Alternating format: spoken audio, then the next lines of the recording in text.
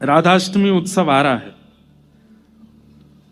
हमारे लाल जी बहुत जोर शोर से राधाष्टमी मनाते हैं। अब वो जोर शोर से कैसे मनेगी उसकी रूपरेखा आप लोग बना लीजिए।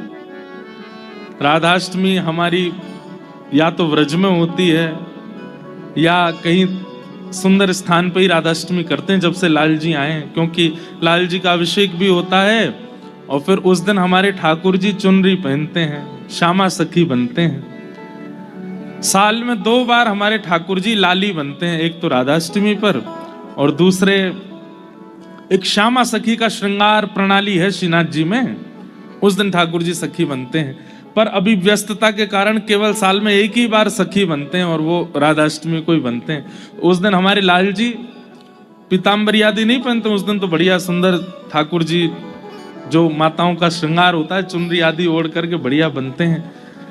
तो पहले अभिषेक होगा, फिर ठाकुर जी का श्रृंगार होगा, फिर ठाकुर जी उस दिन पालना विराजेंगे और वैसे तो फिर दधी काना होता है।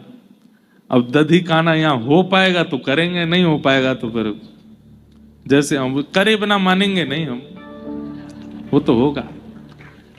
जब लाल जी का उत्सव इतना धूमधाम से, हमारे व्रज में लाल जी का उत्सव फीका हो जाता है। अरे कहां तक कहें, जब ठाकुर जी प्रकटे ना गोकुल में तो वृषभानु बाबा आए और वृषभानु बाबा टीको लेके आए।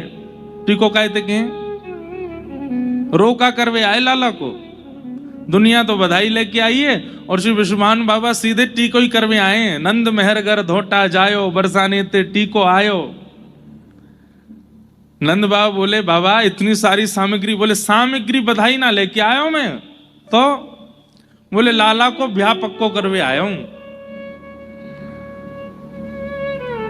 नंद बाबा बोले ब्याह तो पक्को करवे आए, लाली तो भई ना अभी। अब कई जगह मत ऐसा है कि श्री जी बड़ी हैं, कई जगह मत ऐसा है श्री जी छोटी हैं। हम तो श्री जी को छोटे ही माने, वैसे तो प्रभाव में तो बड़ी हैं। हमारी माई श्यामा जू को जाके अधीन सदा ही सांवरो, या ब्रज को सिर ताज।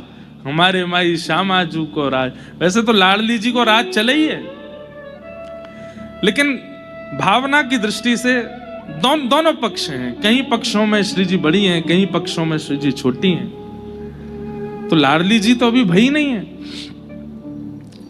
तो नंद बाबा बोले आप ब्याह को टीको लेके आएंगे, लेकिन लाली तो भई ना अभी। बोले टीको कर जाएंगे तो लाली को आना पड़ेगा, जमाई को पहले ही टीको कर देंगे तो लाली आवेगी। और 1 वर्ष बाद बरसाने में बधाई होने लगी। नंद बाबा, यशोदा मैया, लाला तीनों गए। ठाकुर जी गोद में गए 1 साल के, पीली झंगुली पहन करके, बगनखा पहन करके, सिर पर नेक्सो से मोर पिछ बांध के। ठाकुर जी की गर्दन अब संभलन लगी है, 1 साल के है गए। 2 दतुइयां निकल आई हैं, यशोदा मैया की गोद में चढ़ के गए।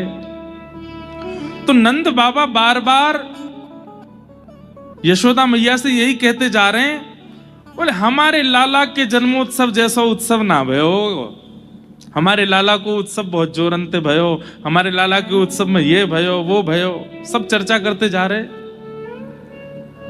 बरसाने अभी किलोमीटर दूर है और वहीं से ही कहा देख रहे हैं नंद बाबा, पीरे पीरे पीरे पीरे बादल दिखाई दे रहे हैं आकाश में।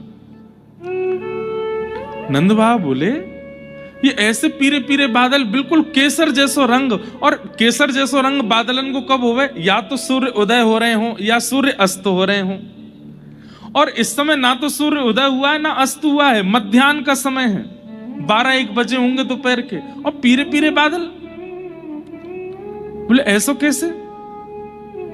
तभी पता चली कि महाराज बरसाने में लाली के हैवे पर ऐसो दधी कानो कियो, दही हल्दी केसर मिलाए के ऐसी कीच मचाई है महाराज कि बादर भी केसरी है गए श्री जी के जन्मोत्सव पे। तब नंद बाबा ने दूर से ही समझ गए, बोले हमारे लाला को उत्सव तो फीको पड़ गो, लाडली जी को उत्सव तो अद्भुत है। तो एक प्रकार से हमारे लाल जी की जन्माष्टमी जैसी मनती है, उससे 21 होनी चाहिए राधाष्टमी, और वो जिम्मा अब आप भाग्यनगर वालों को मिला है। तो इसलिए राधाष्टमी पे कोई चूक रहे नहीं जाए। भले ही चौथे दिन कृष्ण जन्म होगा कथा में,